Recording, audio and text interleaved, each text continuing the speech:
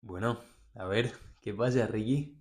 ¿Qué pasa? Pues por aquí todo bien, con ganas de traer de nuevo un episodio. De empezar a podcastear otra vez. No hemos bueno, hemos estado ausentes, pero hemos estado ausentes preparando pues todo lo que os venimos contando, ¿no? Todo lo que os contamos el año pasado. Sí, a finales de año, con el último episodio, ya dijimos que teníamos bastantes proyectos para este año. Entonces hemos estado entre los exámenes y entre preparándolo todo, bastante liados. Pero bueno, Exacto. Entonces ahora creo que es una muy buena manera de recomenzar otra vez o de empezar este año 2025 con un episodio que había anunciado repetidamente, que desde el es el de, principio. sí, que es, a ver, es uno de los hábitos que yo he tenido desde hace muchos años, que son las duchas frías, la exposición al frío como tal.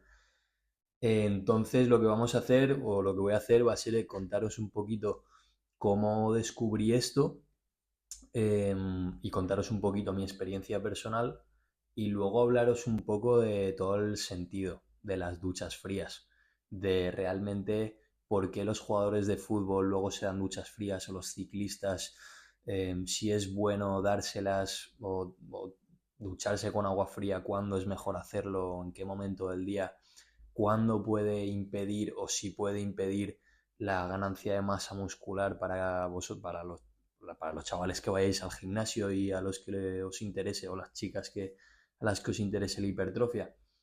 Vamos a hablar un poquito de todo esto. Sí, vamos a intentar que sea por partes. Yo mi recomendación con este tema y con muchos relacionados con el mundo de la salud, del antienvejecimiento, del deporte, de la medicina y tal, es intentar hacerlo práctico y sencillo y para la vida de todo el mundo, porque este tema, que es, la verdad, es una cosa muy útil, ¿no? La exposición al frío. Pero igual que muchas otras cosas, a mí me da la sensación de que en redes sociales, con el mundo de los influencers, y bueno, que hoy en día parece que todo el mundo es un gurú en todas las cosas. Nosotros, yo entiendo que creando un podcast, mucha gente igual también puede tener esa impresión, pero mi principal objetivo es que seamos todo lo contrario a eso. Entonces, Luis va a Exacto. intentar plantearlo desde su experiencia personal, desde lo que está probado con los metaanálisis que es útil y cómo aplicarlo a una vida normal, de una persona cualquiera, cómo lo puede aplicar. No hace falta que os compréis una bañera de mil euros para tener vuestra agua a una temperatura específica. Eso Y es un poco, levantaros todos los días a las 5 de la mañana para que se os resuelvan todos vuestros problemas. eso es un poco lo que quería transmitir. Así que nada, Luis, sorpréndeme. Pues mira, tío, realmente, y gracias por la introducción, me ha molado esto que has dicho porque es algo que repetimos siempre y que cuando hablamos de gente o amigos nuestros sobre el podcast, lo decimos, que no queremos caer en eso. Entonces vamos con ello. Yo descubrí el tema del agua fría por un episodio de Andrew Huberman. No sé si alguna vez lo he nombrado, pero últimamente es un tío que me cae muy bien, es un neurobiólogo, ¿no? De Stanford, profesor de medicina en Stanford. Sí. Entonces, pues entiendo que es una autoridad reconocida. Lo que pasa es que últimamente se está pasando a ese lado oscuro, ¿no? Hace episodios un poco, pues, inaccesibles, digamos, para la mayoría de la gente. Sí, ¿no? Un No ejemplo es el puedes de las estar, saunas, por no ejemplo. puedes estar pegándote 20 minutos de saunas 5 veces al día después de entrenar 10 horas. O sea, no es Sí que son realista, cosas que digamos. probablemente sean lo más óptimo, él habla de lo más óptimo, pero igual no es lo más accesible para el ciudadano promedio. Exactamente. Entonces, yo escuché uno de sus primeros episodios, no sé si fue en el 2021 o el 2022, en relación con la dopamina, en el que, sintetizando un poco, él lo que decía era que nuestra motivación la dictaban los niveles de dopamina que teníamos. Y relacionaba esto con un poquito con el consumo de sustancias, por ejemplo, con el consumo de cafeína o de otras drogas o del sexo o de la búsqueda del sexo y comparaba cuántas veces eh, los niveles basales de dopamina aumentaban consumiendo estas sustancias. Por ejemplo, pienso que el sexo o la búsqueda del sexo eran 2 veces o 2,5 veces aumentaban los niveles basales, la cafeína eran 2 veces, la cocaína eran 2,5 veces, las anfetaminas eran 10 veces. Y también decía una cosa que es que era la dopamina o la motivación o la sensación que nosotros tenemos de motivación y la adicción viene definida no por los niveles de dopamina que tengamos, sino por la diferencia entre los que tenemos ahora y los que teníamos antes, ¿no? Ujú. Entonces, por eso cuando tomamos cafeína o cuando tomamos cocaína, pero que no, o alguna droga así, nosotros tenemos un pico súper grande de cafeína, o De perdona, de dopamina. dopamina, que cae con el tiempo. Es decir, es temporal, pero es corto.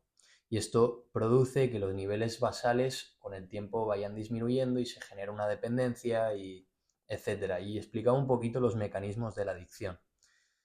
Hemos hablado también de esto en el podcast, me parece súper interesante, os invito a escucharlo. Y a todo esto comparó estas sustancias con el agua fría, con el baño frío.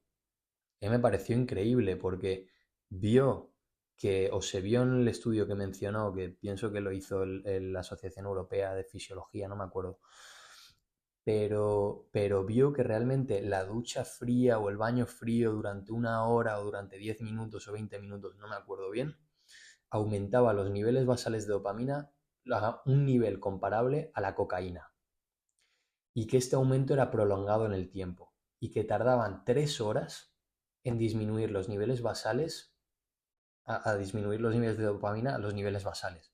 Esto me pareció súper interesante. ¿Por qué? Porque no te produce Ese pico ese pico y rápido. esa caída repentina, sino que es un estado de alerta y de motivación calmada y digamos, y de sosiego, pero un sosiego, jope, que te hace sentir un Aquaman. Yo siempre le digo a Ricky, cuando salgo del agua fría por la mañana me siento invencible, ¿sabes? Sí, por eso pues se han hecho estudios y se sigue intentando hacer a más largo plazo, ¿no? Para combatir cosas como la depresión, a ver si es una terapia que puede funcionar.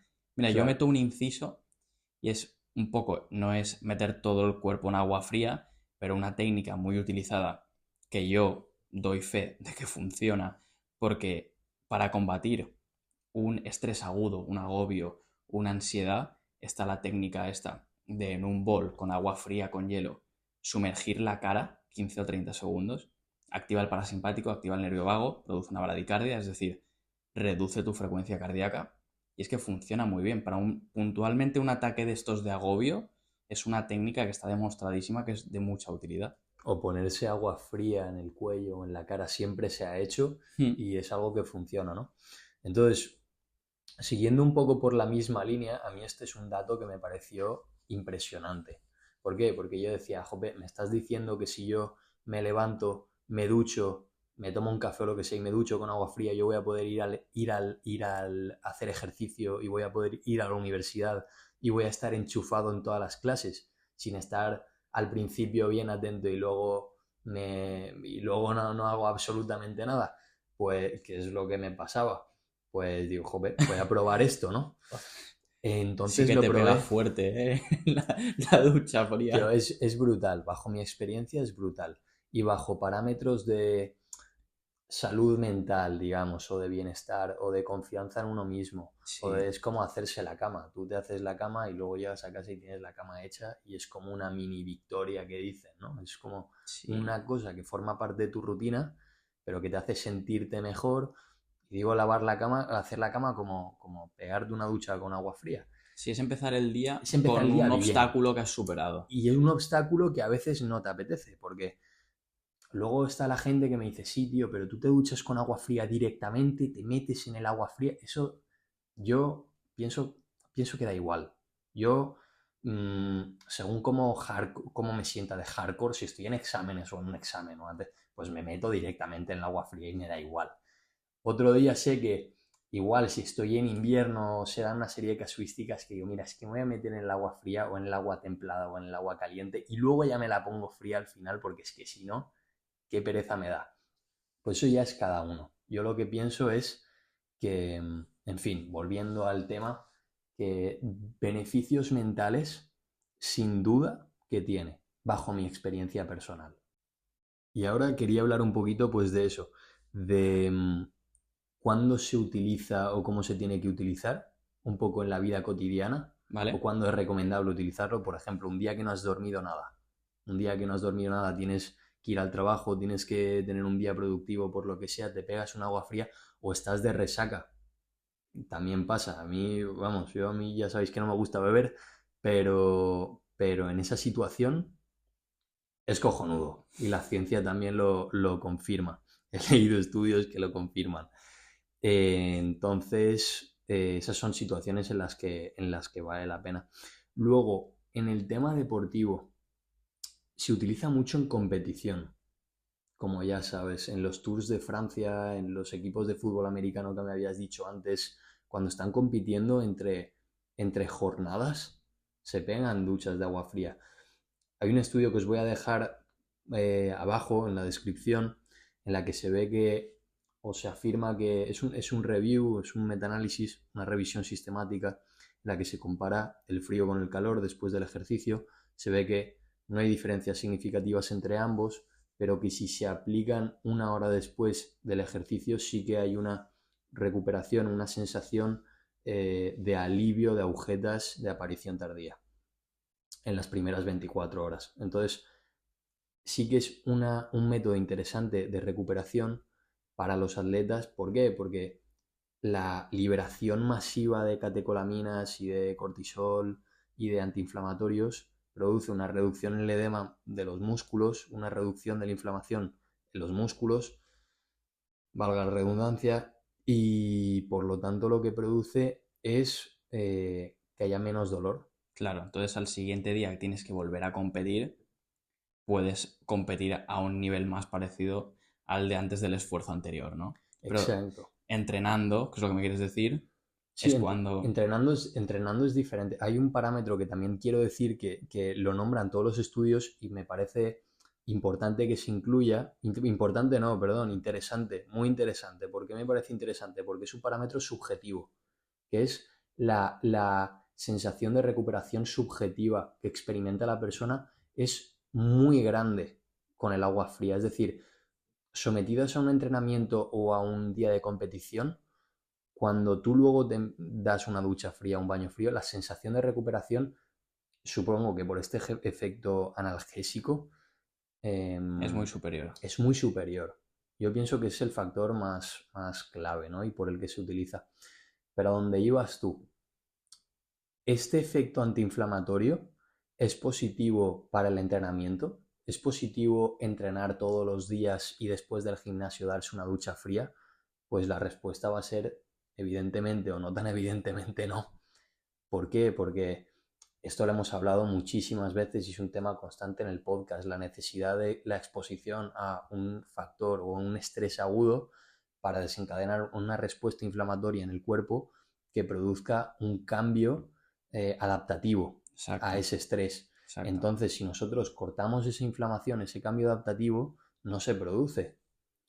Y esto es por lo cual, pues, si nosotros queremos o vamos al gimnasio enfocados en la hipertrofia muscular, pues, si bien es cierto que la fuerza muscular no la vamos a perder ni disminuir, porque el reclutamiento de unidades motoras es el mismo, la hipertrofia no va a ser igual, porque no se van a sintetizar, no va a haber el mismo recambio de proteínas, no van a llegar los mismos nutrientes al músculo estando vasodilatado que estando los vasos completamente cerrados. Entonces, digamos que contraindicaciones para todos nuestros colegas así, gym bros y eso. Si queréis despertaros y salir de fiesta, bien, pero si queréis ir al gym luego, mejor con agua caliente. Esa Exacto. sería la conclusión. Y luego, por otra parte, yo también tuve mi época de hacer ejercicio por la noche y luego ducharme con agua fría. Esto lo puede constatar mis familiares. No es muy recomendable, porque digamos que como todo, nuestro cuerpo siempre sigue un ritmo circadiano y nuestra temperatura varía. Es decir, hay una oscilación, no sé si es de medio grado o de un Sí, grado, en pero torno a eso. en torno a medio grado.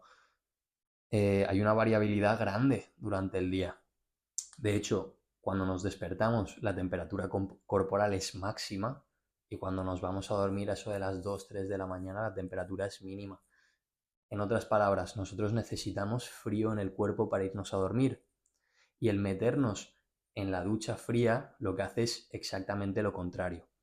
Aumenta la poca grasa parda que tenemos, el metabolismo basal de la grasa parda que tenemos, estimula el centro termorregulador del hipotálamo y produce una secreción, una activación masiva del sistema simpático que lo que hace es aumentar la temperatura corporal un montón. De hecho, yo se lo digo a Ricky, una de las cosas por las que me encanta ducharme con agua fría por las mañanas o cuando, aunque sienta que no me gusta, la sensación de después de, digamos, no ir directamente a por la toalla, sino controlar la respiración y todo eso, y estar en una sensación en la que esperas un minuto y sientes que estás caliente, cuando si te hubieses duchado con agua caliente, después estás frío y tienes que ir a la toalla porque tienes frío, esa sensación es brutal. Y es el mejor ejemplo de lo que estamos hablando, de por qué está contraindicado, digamos, si te quieres ir a dormir. Entonces, pienso que es un recurso que es súper accesible porque todo el mundo se puede pegar una ducha de agua fría. De agua caliente ya es otra cosa, ¿no? Pero agua fría todo el mundo tiene acceso. Y pienso que es un recurso muy interesante con el que se puede jugar. Oye, tengo que hacer un examen, tengo que estudiar, oye, pues hoy voy a ir al gimnasio, ducha agua caliente luego. Oye, me quiero ir a dormir, quiero descansar tranquilo. Agua caliente va a disminuir la temperatura corporal, aunque parezca contradictorio. Claro, y promueve la relajación muscular. Son efectos diferentes. Por la mañana nos va a interesar la ducha de agua fría y por la noche lo contrario. A los que os ducháis 2 veces al día como yo, esa sería una buena rutina. Sí. Y bueno, luego si quieres contarnos un poquito de todo esto que se ha promovido en redes sociales, ¿no? El cold plunge, las bañeras que te mueven el agua, que te ponen el agua a ciertas temperaturas.